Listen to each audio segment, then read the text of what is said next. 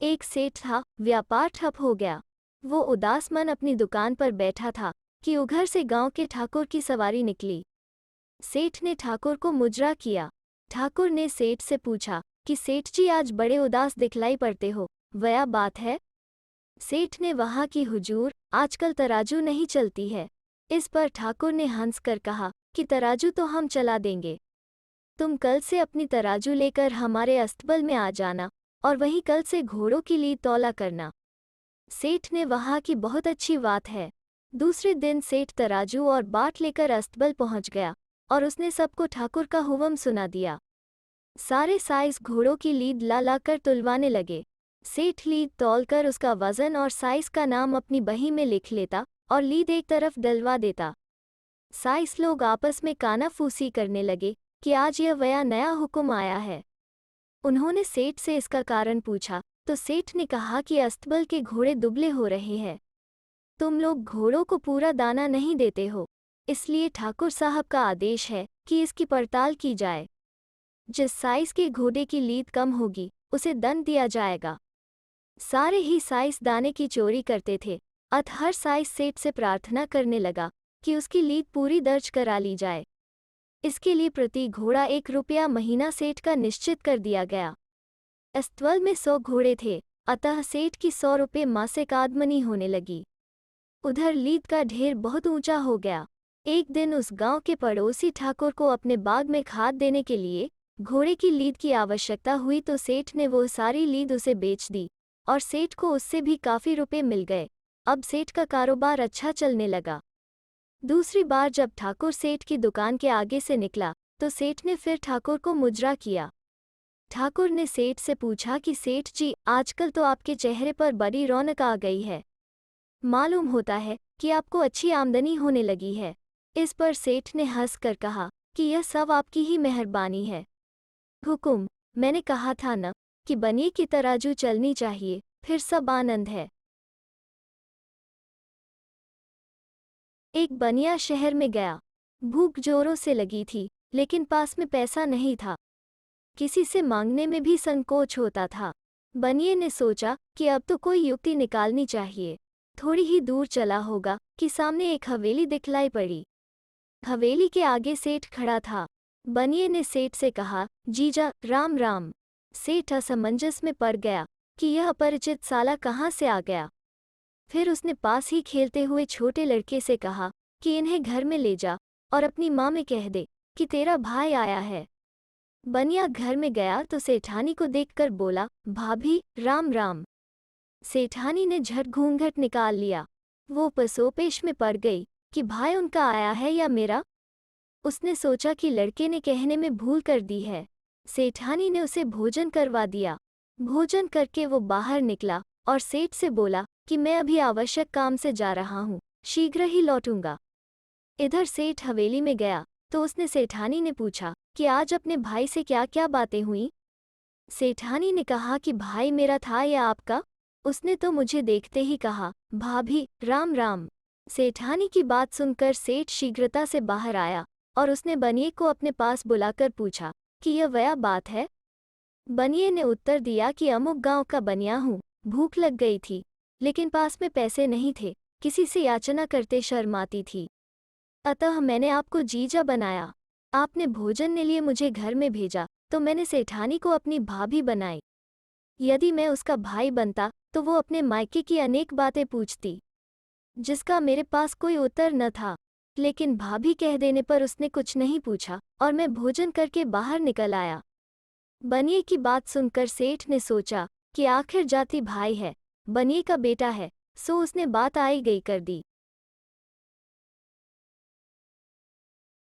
एक सेठ ने नई हवेली बनवाई। हवेली बन गई तो उस पर चित्रकारी होने लगी। सेठ ने हवेली के दरवाजे के बाहर दीवार पर एक जमींदार का चित्र बनवाया, जो हाथ में बंदूक लिए और कमर में तलवार बांधे खड़ा था।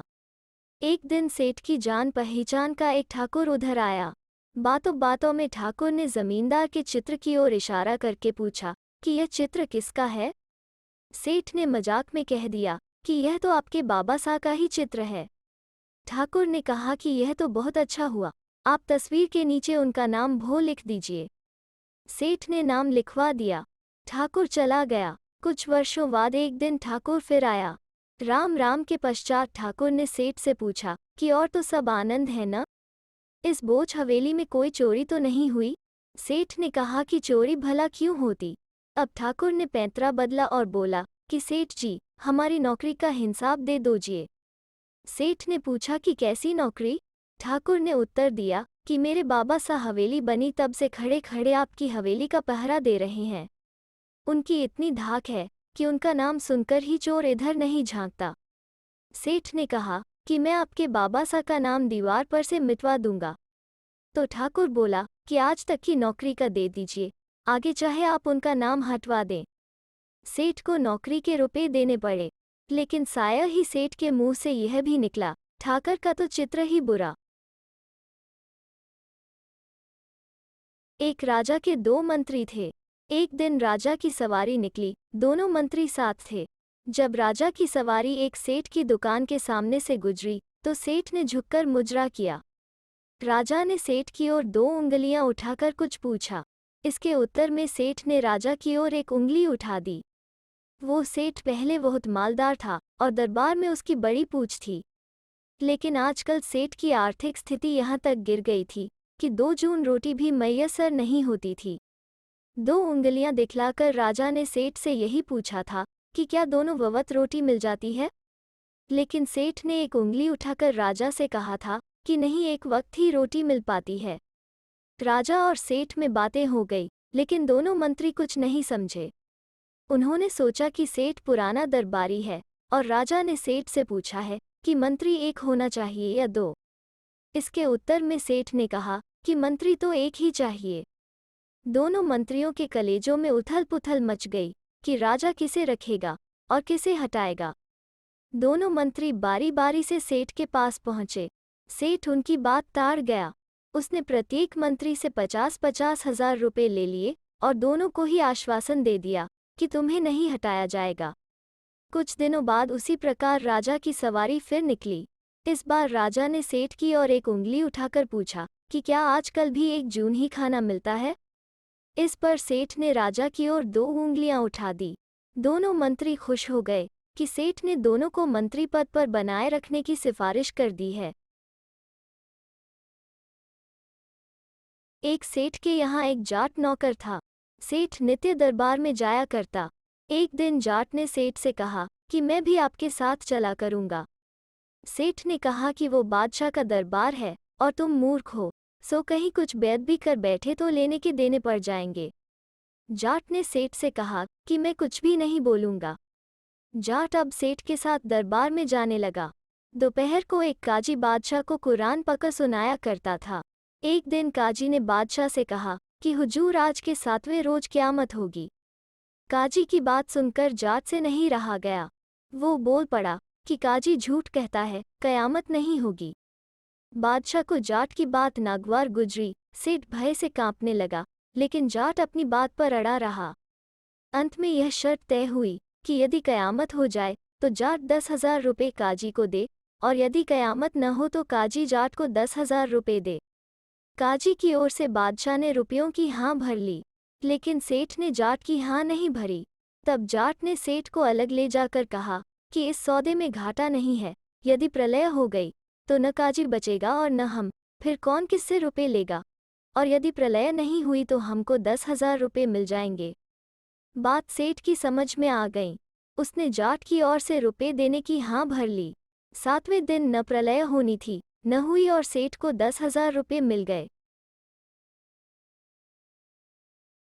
एक सेठ का व्यापार बहुत फैला हुआ था। कई दिशाओं में उसकी गद्दियां थीं, लेकिन सेठ के मरने के बाद उसके बेटे ने काम को अच्छी तरह नहीं संभाला। उसने पुराने सभी आदमियों को निकालकर नए आदमी रख लिए। फकत कामकाज बहुत ढीला हो गया। एक दिन सेठ के बेटे पर 10,000 रुपये की दर्शनी हुंडी आ गई। गले में रुपये थे नहीं, लेकिन हुंडी का सिकरना बहुत आवश्यक था। लड़का उदास मुंह हवेली गया तो उसकी माँ ने पूछा कि बेटा, आज क्या बात है? बेटे ने सारी बात बतलाई तो माँ ने कहा कि रुपयों का बंदोबस्त होते में कुछ समय लग जाएगा। तुम अपनी सारी शाखाओं को लिखो कि रुपये शीघ्र भेजें, लेकिन तब तक हुंडी खड़ी नहीं रह सकती। इसलिए तुम अपने पुराने मुनीम को बुलवाओ। बूढ़े मुनीम को बुलावा भेजा गया। मुनीम बहुत बूढ़ा हो चला था, जाड़े की ऋतु थी, अतः कुछ समय बूढ़ा मुनीम रुई की मिर्जई पहने और दुशाला ओढ़े जाड़े के मारे कांपता हुआ दुकान पर आया। मुनीम ने कहा कि आज तो बहुत जाड़ा पड़ रहा है, जरा सिगड़ी तो मंगवाओ। मुनीम के लिए सिगड़ी मंगवाई गई। हुंडी लाने वाले ने हुंडी मुनीम के हाथ में दी और मुनीम कांपते हुए हाथों से हुंडी पने लगा। मुनीम के हाथ ठंड के मारे अब भी कांप रहे थे और हुंडी मुनीम के हाथों से छूटकर सिगड़ी में गिर पड़ी। हुंडी जल गई तो मुनीम ने हुंडी लाने वाले से खेद प्रकट करते हुए कहा कि भाई, हुंडी तो मेरे हाथ से गिरकर जल गई, अब तुम इसको वापस मंगवा लो। वापस आते ही तुम्हें रुपए मिल जाएंगे। हुंडी वाला आदमी यह नहीं जान सका कि मुनीम ने हुंडी जानबूझकर सिगड़ी में डाली है। सेठ का फम बहुत बड़ा था, अतः उसने मुनीम से कहा कि मुनीम जी, कोई बात नहीं, वापस आ जाएगी। वो आदमी चला गया तो सेठ के बेटे ने मुनीम के पैर पकड़ लिए और उसे फिर बड़ा मुनीम बना दिया। तो दोस्तों, कैसी लगी आज की लोककथा? अगर अच्छी लगी तो लाइक और शेयर करें और चैनल को सब्सक्राइब करना ना भूलें। फिर मिलते हैं एक नई लोककथा पर।